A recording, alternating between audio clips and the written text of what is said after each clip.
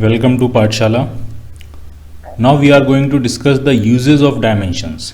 Dimensions के dimensional फॉर्मूले के डायमेंशनल एनालिसिस के बेसिकली 3 यूज़ हैं और जिसमें सबसे पहला जो हम पढ़ने जा रहे हैं वो है principle of homogeneity of dimensions.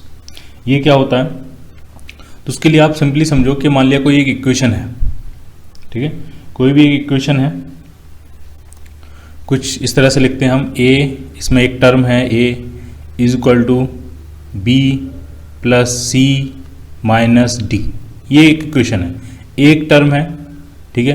जरूरी नहीं इसमें सिर्फ एक ही फिजिकल क्वांटिटी हो, इसमें कई फिजिकल क्वांटिटी का मल्टीप्लिकेशन डिवीजन कुछ भी हो सकता है। इसी तरह से बी एक टर्म है, इसमें भी कई फिजिकल क्वांटिटीज़ का multiplication division under root square कुछ होगा। इसी तरह से सी एक टर्म है और डी एक टर्म है और ये एक इक्वेशन है a is equal to b plus c minus d, ठीक है। तो principle of homogeneity of dimensions ये कहती है कि सेम डायमेंशंस के ही टर्म को ऐड या सब्ट्रैक्ट या इक्वल कर सकते हो आप। सेम डायमेंशन के टर्म्स ही ऐड हो सकते हैं, सेम डायमेंशंस के टर्म्स ही सब्ट्रैक्ट हो सकते हैं और सेम डायमेंशन के टर्म्स ही इक्वल हो सकते हैं। यानी अगर b और c आप ऐड कर रहे हो तो b, ये जो पूरा टर्म है b, इसकी डायमेंशन और इस c की डायमेंशन दोनों बराबर होंगी, सेम होंगी। c में से d सब्ट्रैक्ट कर रहे हैं तो c और d की डायमेंशंस भी क्या होंगी, सेम होंगी, ठीक है। a और a जो है वो b plus c minus D के इक्वल है, तो इसका मतलब a की डायमेंशन भी वही, a की भी वही डायमेंशंस होंगी जो b की हैं, जो c की हैं, जो d की हैं, ठीक है। तो ये आपको लिख लेना है। Principle of homogeneity of dimensions का मतलब क्या है? It says that dimensions of all the terms in a equation, dimensions of all the terms in a equation, in an equation must be identical।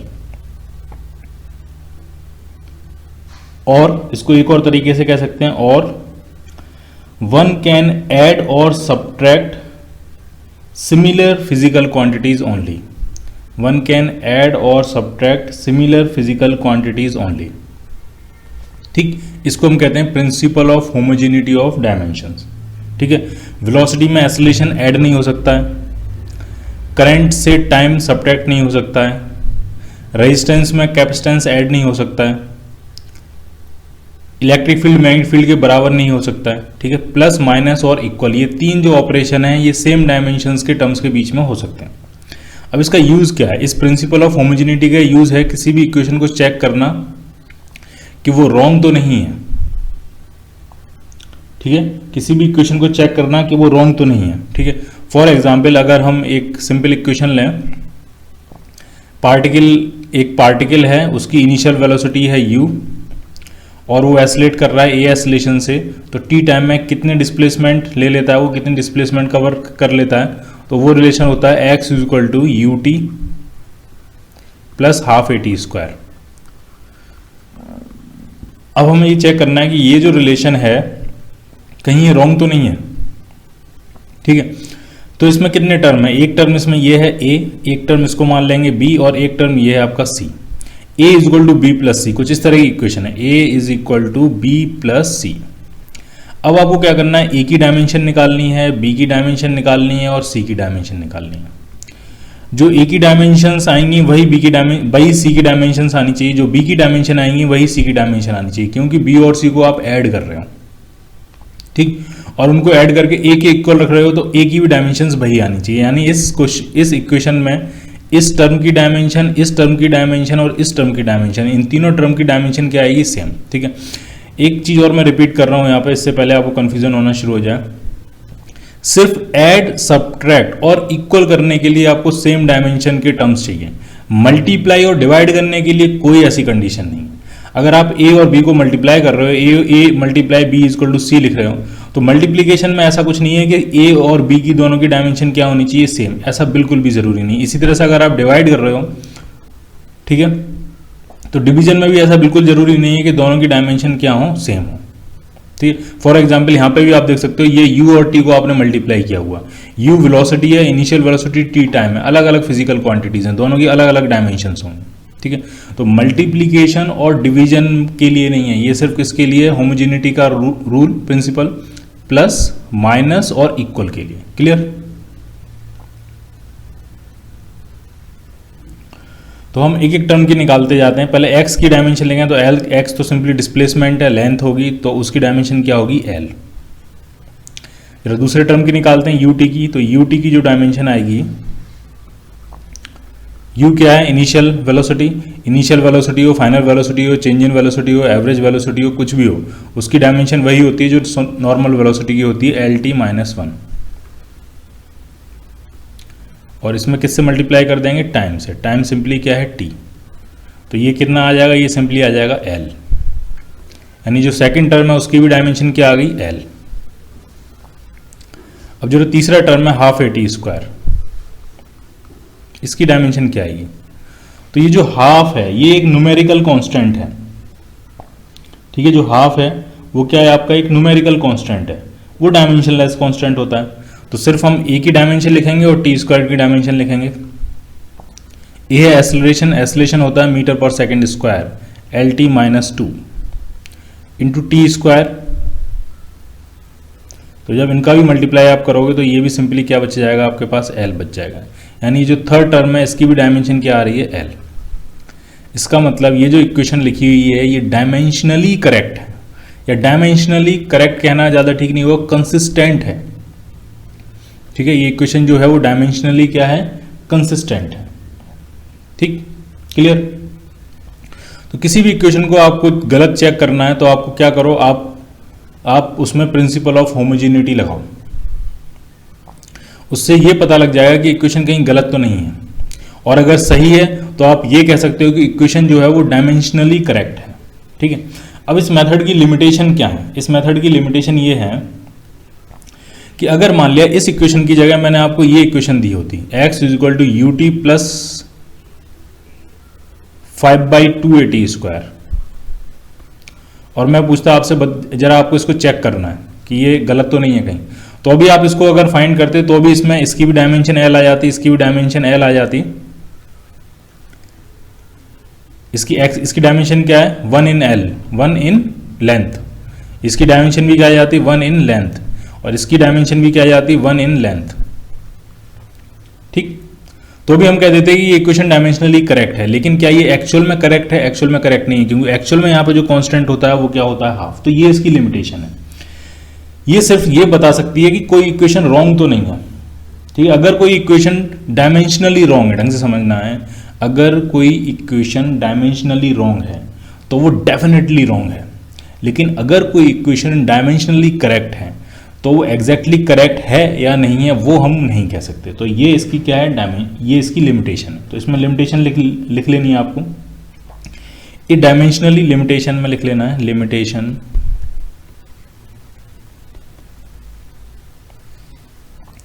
a dimensionally correct equation need not to be actually correct, but a dimensionally wrong equation must be wrong,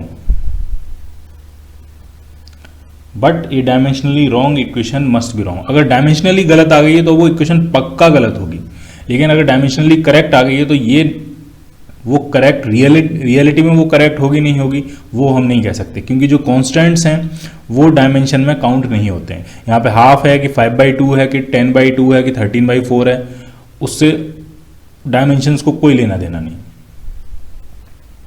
clear.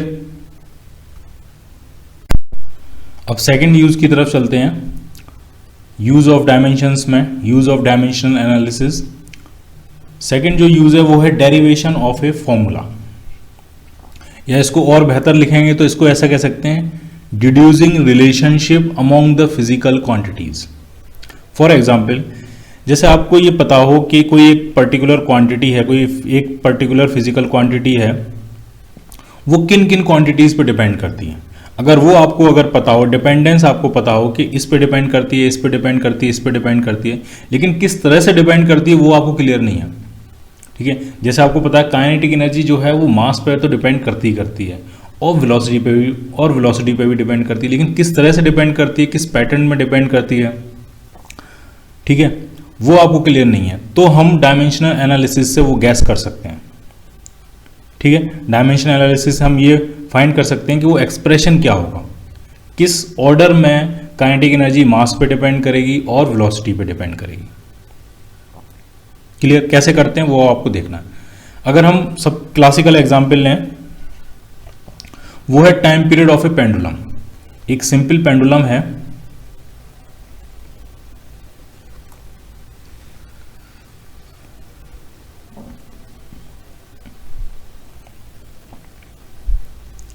मान लिया pendulum है, ये अपनी mean position के about इस तरह से swing कर रहा है।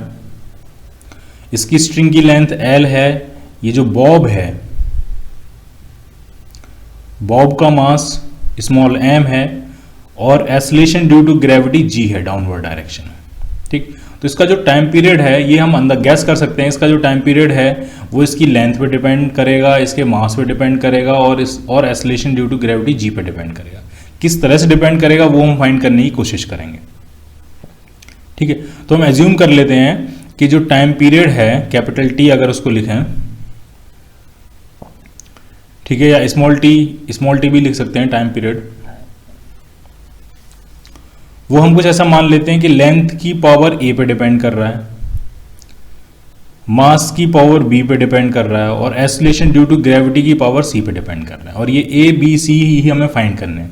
आपको पता नहीं है वो लेंथ के प्रोपोर्शनल है कि लेंथ की स्क्वायर के प्रोपोर्शनल है, लेंथ की पावर 3/2 के प्रोपोर्शनल है। उसी तरह से आपको ये भी नहीं पता कि मास की कितनी पावर के वो प्रोपोर्शनल है, और इसी तरह से हमें जी के बारे में भी इंफॉर्मेशन नहीं है। तो हमने मान लिया एक अननोन A मान लिया, एक B मान लिया और एक C मान लिया। प्रोपोर्शनलिटी हटाएंगे तो एक कांस्टेंट से मल्टीप्लाई करेंगे। Time period is equal to आ जाएगा सम कांस्टेंट इंटू L की पावर A M की पावर B इंटू G की पावर C। ये जो K होगा ये क्या होगा, एक डायमेंशन लेस कांस्टेंट होगा। और A B C क्या है, A B C आपके एक्सपोनेंट्स हैं जो हमें इवेल्युएट करने हैं, जो हमें फाइंड करने हैं। ठीक, अब हम क्या करेंगे, इस इक्वेशन की दोनों साइड्स की डायमेंशंस लिख देंगे। ठीक है, टाइम की ऐसे इस तरह से लिख सकते हैं, taking the dimensions of both the sides, taking the dimensions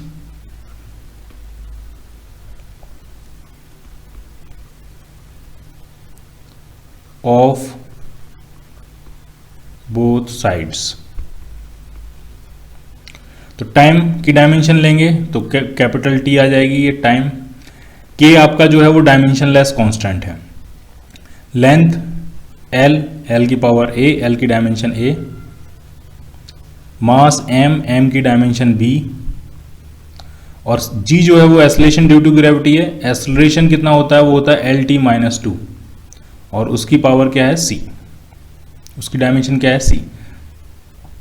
ठीक है, तो इन सबको एक साथ अगर लिखें, मास की डायमेंशन आ रही है B, लेंथ की डायमेंशन यहां से A है और यहां से आ जाएगी C, तो ये आ जाएगी A प्लस C। और टाइम की डायमेंशन क्या आ जाएगी, -2C। और हमने होमोजेनिटी प्रिंसिपल देखा था, उसमें ये देखा था कि अगर दो टर्म्स बराबर हैं तो वो तभी बराबर हो सकते हैं जब दोनों टर्म्स की डायमेंशंस बराबर हों। ठीक, तो यहां पे हम प्रिंसिपल ऑफ होमोजेनिटी यूज कर रहे हैं।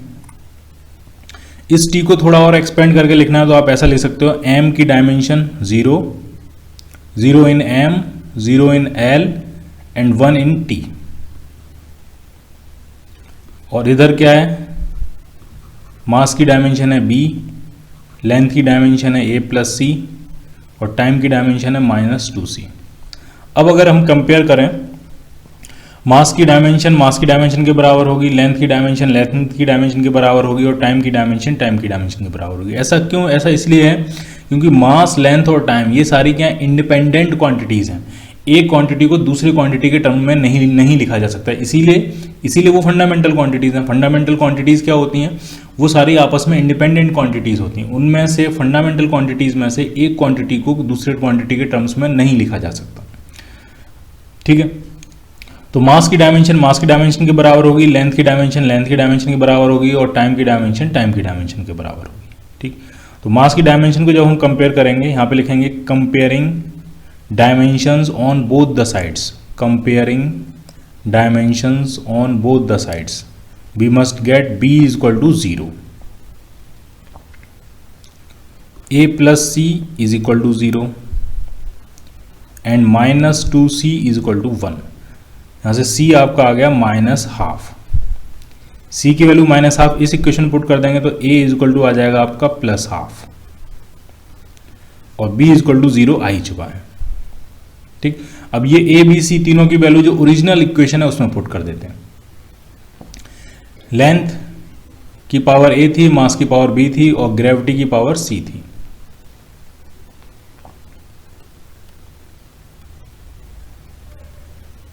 तो जो टाइम पीरियड आ रहा है आपका a कितना आया आपका हाफ,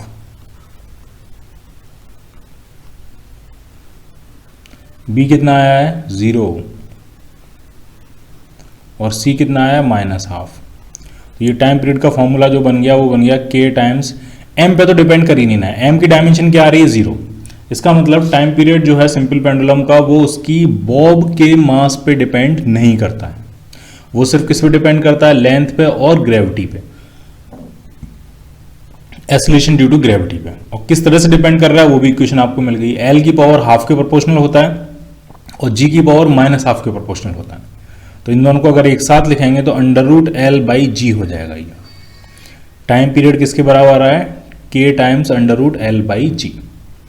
यहां से साफ पता लग रहा है लेंथ आप बढ़ाते जाओगे तो टाइम पीरियड बढ़ता जाएगा और G की वैल्यू अगर कम हो रही है, हम ऐसी जगह पे मूव कर रहे हैं अर्थ पे, अर्थ के ऊपर आ रहे हैं, अर्थ के अंदर जा रहे हैं, कुछ इस तरह से मूवमेंट कर रहे हैं ताकि G की वैल्यू कम हो रही है, तो G की जब वैल्यू कम होगी तब भी टाइम पीरियड बढ़ेगा। तो ये हमने डायमेंशनल एनालिसिस से एक फॉर्मूला ड्राइव कर लिया है। क्लियर? अब इसकी लिमिटेशन देखेंगे कि इस कंसेप्ट की, इस यूज की लिमिटेशन क्या क्या है।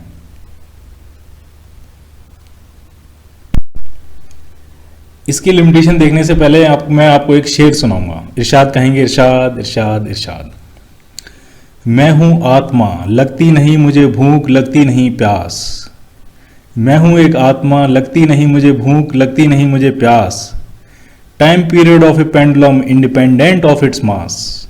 कहेंगे वाह वाह वाह वाह वाह वाह। Time period of pendulum is independent of its mass. Pendulum का टाइम पीरियड मास पे डिपेंड नहीं करता है। ठीक, अब हम देख रहे हैं इसकी लिमिटेशंस क्या क्या हैं।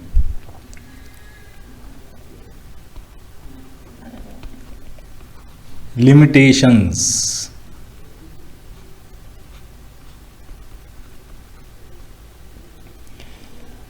तो एक चीज आपको समझना है, डायमेंशनल एनालिसिस से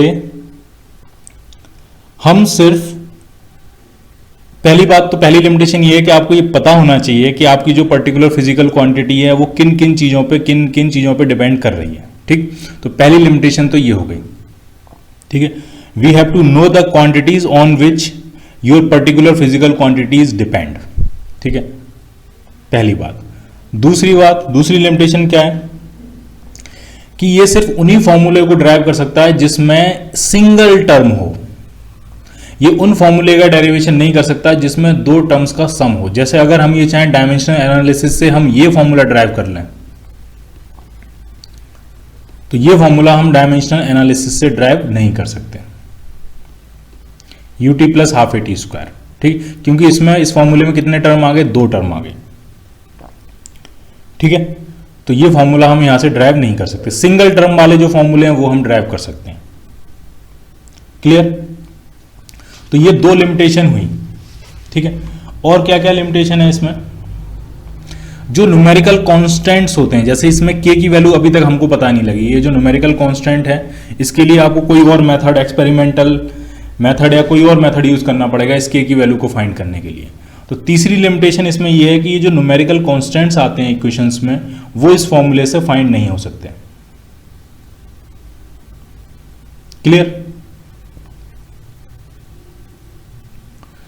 चौथी लिमिटेशन, फर्स्ट लिमिटेशन क्या थी कि पहले आपको डिपेंडेंसी पता होनी चाहिए किसके प्रोपोर्शनल हमें लिखना है। दूसरी डिपेंडेंसी क्या थी कि अगर किसी फॉर्मूले में दो टर्म है, दो या दो से ज़्यादा टर्म है, तो उस फॉर्मूले का डेरिवेशन नहीं हो सकता। इसमें सिर्फ उन्हीं फॉर्मूले का डेरिवेशन हो सकता है जिसमें सिर्फ एक टर्म हो।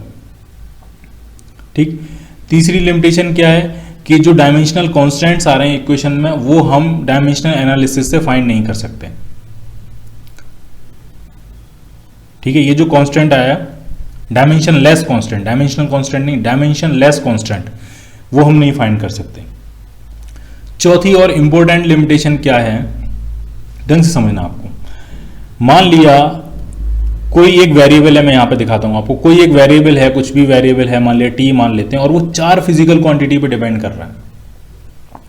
लेंथ पे डिपेंड कर रहा है, मान लिया मास पे डिपेंड कर रहा है, ठीक है, वेलोसिटी पे डिपेंड कर रहा है, और मान लिया कुछ टाइम पे डिपेंड कर रहा है, कोई टाइम कुछ होगा उस पर डिपेंड कर रहा है। कोई फिजिकल कुछ है, कुछ फिनोमिना है, उसमें एक फिजिकल क्वांटिटी जो है, किसी भी चीज का टाइम पीरियड है, वो फ्रीक्वेंसी पे डिपेंड कर रही है, मान लिया वेलोसिटी पे डिपेंड कर रही है, फ्रीक्वेंसी डिपेंड कर रही है। कोई चीज है, किसी चीज का जो टाइम पीरियड है वो लेंथ पे डिपेंड कर रहा है, उसमें यूज होने वाले मास पे डिपेंड कर रहा है, उसकी वेलोसिटी पे डिपेंड कर रहा है, और उसकी फ्रीक्वेंसी पे डिपेंड कर रहा है। कुछ इस तरह से है खेल। कुल मिला के इसमें जो अननोन है, जो वेरिएबल्स हैं, वो 4 आने वाले हैं, क्योंकि हम क्या लिखेंगे, T is proportional to L की पावर ए, एम की पावर बी, वी की पावर सी और एफ की पावर डी। ये सिर्फ फॉर एग्जाम्पल ले लिया, इसमें टेक्निकली ठीक नहीं है ये। तो इसमें जो वेरिएबल्स हैं वो कितने, 4, यानी आपको 4 अननोन फाइंड करने पड़ेंगे, A B C and D. लेकिन ये सारी क्वांटिटीज में सिर्फ एम आएगा, एल आएगा और टी आएगा। यानी इक्वेशन एक बार तो हम मास की डायमेंशन को कंपेयर करके इक्वेशन बनाएंगे, एक इक्वेशन वहां से बनेगी। दूसरी इक्वेशन हम लेंथ की डायमेंशन को कंपेयर करके बनाएंगे, दूसरी इक्वेशन वहां से बनेगी। और तीसरी इक्वेशन हम टाइम की डायमेंशन को कंपेयर करके बनाएंगे, तीसरी इक्वेशन वहां से बनेगी। तो इक्वेशन सिर्फ आपके पास 3 आएंगी, जबकि अननोन आपके पास कितने हैं, 4। क्या वो सॉल्व हो पाएंगे, नहीं सॉल्व हो पाएंगे।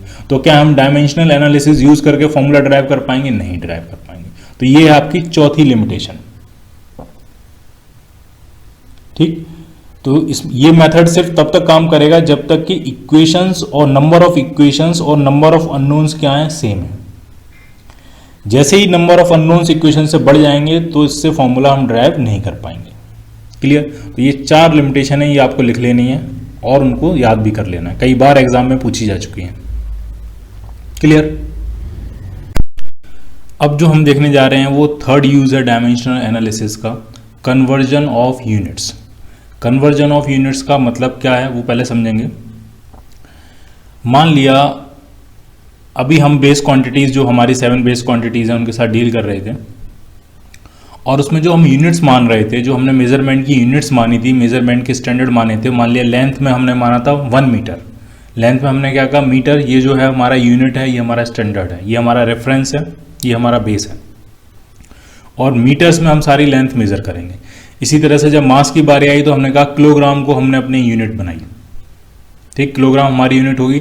मास से जितने भी ऑब्जेक्ट्स का नापेंगे हम सब किस में नापेंगे, किलोग्राम्स में। टाइम की बात आई तो हमने कहा सेकंड्स जो है वो हमारी यूनिट है, जो टाइम नापेंगे हम वो क्या होगा, आपका सेकंड्स में होगा। ठीक, ठीक है। तो इसी तरह से हम अलग अलग हमने मान ली थी, और जो भी ड्राइव क्वांटिटीज आएंगी वो उन्हीं यूनिट्स के टर्म्स में आएंगी।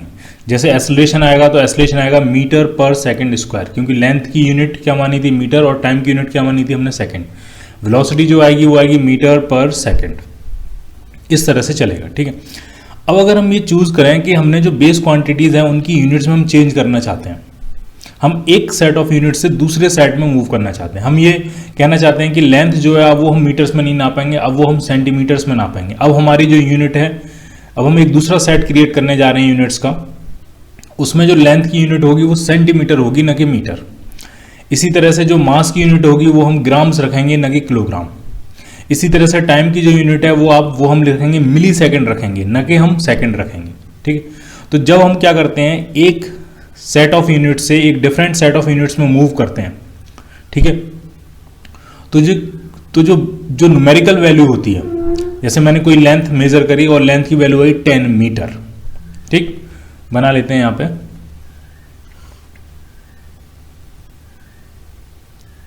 या मान लिया एक मास मेजर किया मैंने और उसको किलोग्राम में मेजर किया, तो इसका जो मास आया वो आया 3 किलोग्राम्स। ठीक, ये क्या होती है, ये न्यूमेरिकल पार्ट होता है, ये क्या होती है, ये इसकी यूनिट होती है। ठीक, इसको शॉर्ट में हम n इंटू यू भी कहते हैं, Q equal to N U. n क्या होता है न्यूमेरिकल पार्ट, u क्या होती है यूनिट। ठीक, अब जब हम यूनिट चेंज करेंगे, अब हम मास को केजी में नाप के ग्राम्स में नापेंगे, तो ये जो न्यूमेरिकल वैल्यू है ये भी चेंज हो जाएगी। लेकिन न्यूमेरिकल वैल्यू और यूनिट का जो प्रोडक्ट होता है, जो कि क्वांटिटी बताता है आपको, उसमें कोई चेंज नहीं आएगा। ये जो बॉल है ये तो वैसी की वैसी है, इसमें तो कोई चेंज नहीं आया, आप चाहे इसको किसी में नापो ये तो वहीं की वहीं रहेगी। ये जो अमाउंट है क्वांटिटी का, फिजिकल क्वांटिटी का ये जो अमाउंट है वो तो सेम ही रहेगा। तो आप इसको चाहे 3 kg लिखो या ग्राम्स में नापोगे तो समथिंग ग्राम्स आ जाएगा ये, ठीक। तो इक्वेशन जो बनती है वो ये बनती है Q इक्वल टू N1U1। जब हमने U1 यूनिट यूज करी तब उसकी न्यूमेरिकल वैल्यू कितनी थी N1, और जब हम U2 यूनिट यूज करेंगे तो उसकी न्यूमेरिकल वैल्यू क्या हो जाएगी N2। तो N1U1 किसके बराबर होगा, N2U2 के बराबर, क्योंकि वो जो सब्सटेंस है, वो जो फिजिकल क्वांटिटी है उसके मैग्नीट्यूड में, उसकी वैल्यू में, उसकी क्वांटिटी में कोई चेंज नहीं आया, वो तो वही की वही है। क्लियर। तो हम एक एग्जांपल लेते हैं, मान लिया फोर्स है। फोर्स की जो SI यूनिट होती है वो न्यूटन होती है, ठीक, 1 न्यूटन। उसी को आप क्या लिख सकते हो, उसी को आप लिख सकते हो 1 kg इंटू मीटर पर सेकेंड स्क्वायर, ठीक है। अभी हम न्यूटन में रहने देते हैं, ये इसकी SI यूनिट है। SI यूनिट में जो लेंथ होती है वो मीटर में लेते हैं, मास जो है किलोग्राम में लेते हैं, टाइम सेकंड में लेते हैं, इस तरह से होता है, ठीक है। अब आपको इस SI यूनिट को इस सेट से दूसरे सेट में कन्वर्ट करना है, इस फोर्स को, ठीक है। 1 न्यूटन को आपको CGS यूनिट में कन्वर्ट करना है, ठीक है। जो CGS यूनिट होती है उसमें जो लेंथ है वो हम सेंटीमीटर्स में लेते हैं, जो मास है वो हम ग्राम्स में लेते हैं, और जो टाइम है वो स्टिल सेकंड्स में लेते हैं। और SI यूनिट्स में लेंथ जो है वो आपकी मीटर्स में है, मास जो है वो आपका kg में है, और जो टाइम है वो आपका सेकंड्स में ही है, ठीक है। तो कैसे कन्वर्ट करेंगे, 1 न्यूटन जो है, न्यूटन किस में है, आपका SI यूनिट में है, और उसको आपको कन्वर्ट करना है, आपको CGS यूनिट में इसकी वैल्यू कितनी होगी वो आपको फाइंड करना है, ठीक है। तो सबसे पहले हम क्या लिखते हैं, सबसे पहले हम फॉर्मूला लिखते हैं, फोर्स इज इक्वल टू क्या होता है, मास इंटू एक्सेलरेशन। जब मास इंटू एक्सेलरेशन लिखेंगे तो उसका डायमेंशनल फॉर्मूला अगर बनाए फोर्स का, तो ये होगा आपका mLT-2, ठीक है। इस फॉर्मूले से अगर देख के लिखें, अगर 1 न्यूटन फोर्स है तो वो होगा 1 kg into 1 metre into 1 second की पावर -2, ठीक। वो कैसे पता लगा, वो हमें इस डायमेंशनल फॉर्मूले से पता लगा कि मास की पावर 1 पे डिपेंड कर रहा है, लेंथ की पावर 1 पे डिपेंड कर रहा है, लेंथ की डायमेंशन 1 पे डिपेंड कर रहा है, और टाइम की डायमेंशन -2 पे डिपेंड कर रहा है, ठीक है। तो जब मास 1 kg होगा, लेंथ 1 मीटर होगी और टाइम 1 सेकेंड होगा, तब इनका जो प्रोडक्ट होगा वो क्या होगा, 1 न्यूटन होगा। अब अगर इसी को CGS यूनिट में लिखें तो 1 CGS यूनिट में जो फोर्स की जो यूनिट होती है उसको हम डाइन कहते हैं, DYNE। तो जो 1 डाइन होगा वो यहां मास की जगह 1 kg है, यहां पे क्या यूज करेंगे, 1 ग्राम। यहां लेंथ मीटर में है, यहां पे क्या यूज करेंगे, 1 सेंटीमीटर। और टाइम CGS यूनिट में भी टाइम किस में होता है, सेकंड्स में होता है, तो 1 सेकेंड की पावर -2। अब दोनों इक्वेशंस को डिवाइड कर लें, 1 न्यूटन अपॉन 1 डाइन, तो वो क्या आ जाएगा, तो वो आ जाएगा 1 kg अपॉन 1 ग्राम की power 1 into 1 metre upon 1 centimetre की पावर 1, और ये हो गया 1 सेकेंड अपॉन 1 सेकेंड की पावर -2। अब जरा इसको हम सॉल्व करेंगे। इसको सॉल्व करने से पहले आपको ये पता होना चाहिए कि 1 किलोग्राम में कितने ग्राम्स होते हैं, या 1 ग्राम में कितने किलोग्राम होते हैं, 1 मीटर में कितने सेंटीमीटर होते हैं, ठीक है। तो 1 kg अपॉन 1 ग्राम का ये जो रेशियो आएगा ये 1000 आ जाएगा, क्योंकि 1 kg 1000 ग्राम के बराबर है, ग्राम से ग्राम कैंसिल आउट हो जाएगा, तो ये आ गया 1000, यानी 10⁻3। 1 मीटर 100 सेंटीमीटर के बराबर होता है, सेंटीमीटर से सेंटीमीटर कैंसिल आउट हो जाएगा, तो ये आ जाएगा 100, यानी 10⁻2। और बाकी ये तो आपका कैंसिल आउट हो ही गया। तो ये जो रेशियो आ रहा है वो आ रहा है 10⁵। तो इससे ये पता लगा आपको कि 1 न्यूटन जो होता है वो 10⁵ डाइन के बराबर होता है। ये जो यूनिट है ये है आपकी SI यूनिट्स में, और ये जो है ये किसकी है, ये CGS यूनिट की है। दोनों ही फोर्स हैं, ये भी फोर्स है और ये भी फोर्स है। ये CGS यूनिट में है ये फोर्स की यूनिट, और ये किस में है, ये CGS सिस्टम में है फोर्स की यूनिट, और ये आपके SI सिस्टम में है फोर्स की यूनिट। और हमने एक सिस्टम से दूसरे सिस्टम में कन्वर्ट कर लिया। 1 newton must be equal to 1 newton is equal to 10⁵ dyne. ठीक है, तो कन्वर्जन करने के लिए क्या क्या चीजें आपको पता होनी चाहिए। जो बेस क्वांटिटीज हैं, ठीक है, कन्वर्ज करने के लिए जो बेस क्वांटिटीज हैं उनके कन्वर्जन फैक्टर्स आपको पता होने चाहिए। आप SI यूनिट से CGS यूनिट में कन्वर्ट कर रहे हो, तो SI यूनिट में जो लेंथ है 1 मीटर और CGS यूनिट में जो लेंथ है 1 सेंटीमीटर, इनका आपस में कन्वर्जन फैक्टर आपको पता होना चाहिए कि 1 मीटर में कितने सेंटीमीटर होता है। SI यूनिट में जो मास है 1 किलोग्राम मास की यूनिट, और इसमें जो यूनिट है वो ग्राम है, 1 ग्राम। तो 1 किलोग्राम में कितने ग्राम होते हैं, ये कन्वर्जन फैक्टर आपको पता होना चाहिए। तो जो बेस क्वांटिटीज हैं दोनों सिस्टम्स में, एक SI सिस्टम है, एक आपका CGS सिस्टम। फॉर एग्जाम्पल हमने ये 2 सिस्टम लिए हैं, सिस्टम कुछ भी हो सकता है आपका। तो एक सिस्टम से दूसरे सिस्टम में जो बेस क्वांटिटीज का जो कन्वर्जन है, जो बेस क्वांटिटीज का कन्वर्जन है वो आपको पता होना चाहिए। और क्या पता होना चाहिए आपको, जो भी क्वांटिटी है आपकी पास, उसका आपको डायमेंशनल फॉर्मूला पता होना चाहिए। क्लियर? ठीक। अब इसी को हम कुछ इस तरह से शॉर्ट फॉर्म में भी कर सकते हैं, एक फॉर्मूला ऐसा बना सकते हैं कि कोई भी क्वांटिटी होती है उसमें कोई चेंज नहीं आता, चाहे आप यूनिट्स कितने भी चेंज करते रहो।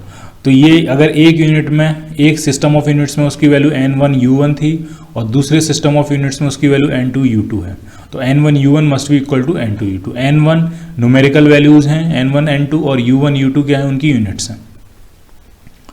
तो N2 जो आता है वो आता है N1 U1 अपॉन U2, ये बेसिक फॉर्मूला है।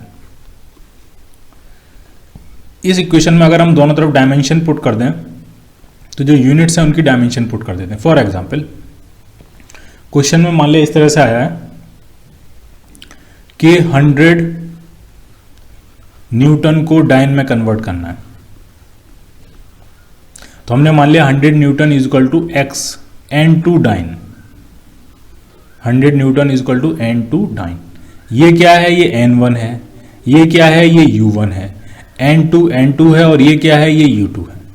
तो N2 जो आएगा वो आपका आ जाएगा N1 मतलब 100, ऊपर क्या है न्यूटन और नीचे क्या है डाइन। तो न्यूटन का डायमेंशनल फॉर्मूला लिखेंगे और नीचे किसका लिखेंगे, डाइन का डायमेंशन फॉर्मूला लिखेंगे। दोनों ही फोर्स हैं, फोर्स का डायमेंशनल फॉर्मूला होता है ML_T-2, लेकिन न्यूटन एक अलग सिस्टम ऑफ यूनिट्स है तो इसके लिए लिखेंगे M1L1T1 की पावर -2, और डाइन एक अलग सिस्टम ऑफ यूनिट्स है तो इसके लिए लिखेंगे M2L2T2 की पावर -2। तो ये आपका बन जाएगा N2 is equal to 100 times M1L1T1 -2 upon M2L2T2 -2। थोड़ा सा सॉल्व करते हैं इसको।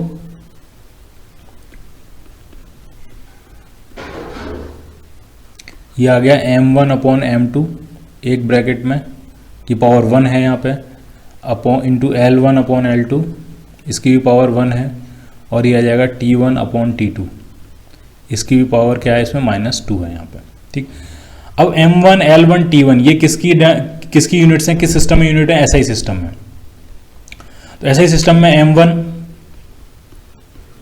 मास है तो वो है 1 किलोग्राम, और CGS सिस्टम में ये कितना है, 1 ग्राम। उसमें कितना है, 1 मीटर, और इसमें कितना है, 1 सेंटीमीटर, और टाइम दोनों में सेम ही है, 1 सेकेंड, और इसमें भी कितना है, 1 सेकेंड।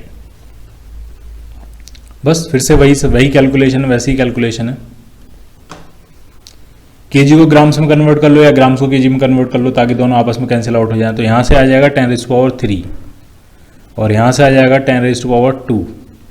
तो 100 न्यूटन जो आया है वो 10⁻³ और 2 5 और 2 7 10⁻7 डाइन के बराबर आया। Clear? 100 newton is equal to 10⁻7 dyne. यहां से तो सिर्फ N2 की वैल्यू आई है, यहां से डाइन नहीं आया, यहां से डाइन लिख के नहीं आया, यहां से सिर्फ किसकी वैल्यू आई है, N2 की वैल्यू आई है। वो कितनी आई है, 10⁻7। इस N2 की वैल्यू को हम वापस अपनी इस इक्वेशन में पुट कर देते हैं। तो 100 newton is equal to 10⁻7 dyne. Clear?